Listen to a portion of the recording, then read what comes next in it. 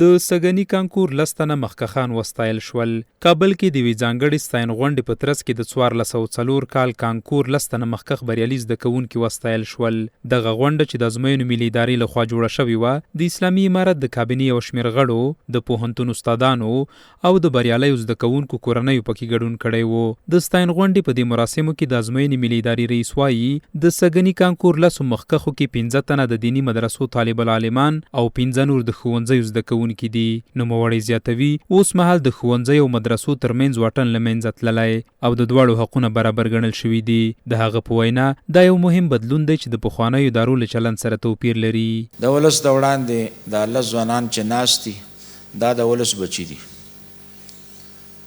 15 په دینی علومو کې مخکښ راغلي دي او 15 په عصري علومو کې مخکښ راغلي دي. دلته دواړه طبقې یو شانتي ناست دي. دواړه د ولس بچي دي. په دواړو باندې د ولس مصرف کیږي. دواړه طبقې به د ولس په خدمت کې وي. دواړه طبقې به ولس یو شانتي مطمئن ساتي او وطن به آبادي. مسؤلین وایي د کانکور پروسه په شفافه توګه ترسره شوې او د هیواد ځوانان باید هڅه وکړي ترڅو د علم او پوهې له لارې خپل راتلونکی روښانه کړي. د ریاست الوزرا ادارې مرستیال ځوانانو ته په خطاب کې وایي د بهرنیانو پر مټ راغلي هیوادونه نشي جوړولی. نوموړی په ټینګار سره له ځوانانو غواړي چې د هیواد د آبادۍ په برخه کې رغنده ونډه واخلي.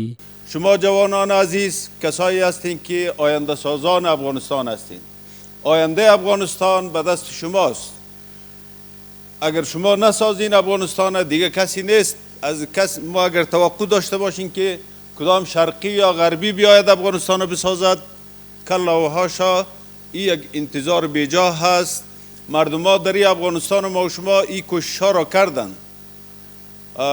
هم شرقی ها و هم غربی ها، البته نتیجه نداده است. بجز از ویرانی و بجز از هم ملت ما را قتل عام کردن و هم خودشان هم د اینطور صحت و سلامت نبرآمدند از اینجا. د ستاین غونډې په پای کې له مخکښو زده کوونکو ته ځانګړې ډالۍ ورکړل شوې. دوی د اسلامي امارت له مشرانو مننه وکړه او ټینګار یې وکړ چې باید د زده کړو ترڅنګ په نورو برخو کې هم وړ کسان وستایل شي څو لا ډېر وهڅول شي او د هیواد د پرمختګ لپاره خپل فعالیتونه ګړندي کړي. امارت اسلامي څخه غوښتنه مې دا ده چې څنګه چې امارت راغلی، اصلاحات راغلي، تغییرات راغلي، د اصلاحات او تغییراتو ته ادامه ورکړي او د تعلیم برخه کې کسب تعلیمي کسب برخه وي، ورزش وي، صنعت وي، تجارت وي، ټول برخه کې همداسې اصلاحات او تغییرات راوړي، همداسې د افغانستان د پرمختګ لپاره کار کوي. ما میخوایم برای تمام متعلمین و محصلین این را بگوییم که دانش آموزان امروز و طلاب امروز آنها رهبران فردا هستند.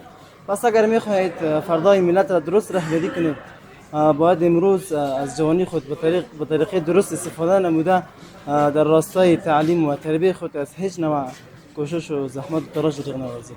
د 1404 کانکور کې د ښوونځیو له برخې لومړی مقام سید موسی او د مدرسو له برخې بیا دغه مقام فیصل خپل کړ. سږ کال د کانکور ازموینه کې ټولو 10548 کسانو ګډون کړی و چې 50108 کسان لوړو او نیمه لوړو زده کړو ته بریالي شوي.